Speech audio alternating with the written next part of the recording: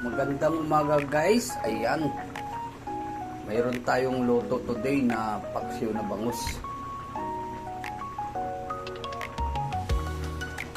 Ayan, nilalagyan na natin yan ng paminta.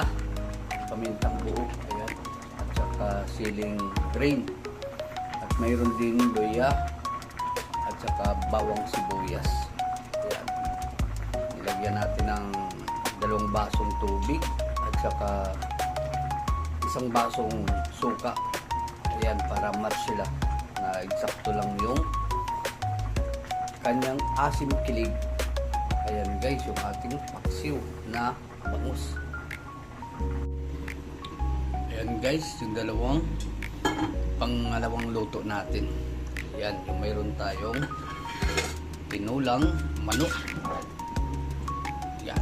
Ang nilagay natin na gulay ay sayuti. Ayan. At saka ayan, may tanglad. Ayan. Inisa natin din yan sa bawang sibuyas. At saka importante, mayroon din loya. Ayan guys.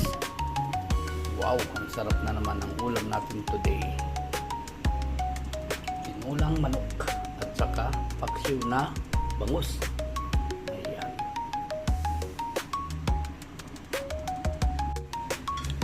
Okay, ayan na guys, ilalagay na natin yung ating dahon ng sili. Ayan.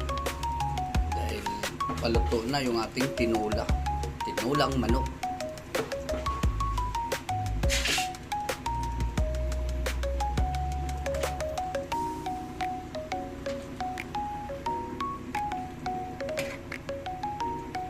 Ayan, okay na yan. Pagkulog nito, ayan, pwede na natin tanggalin. Kulong-kulo na siya.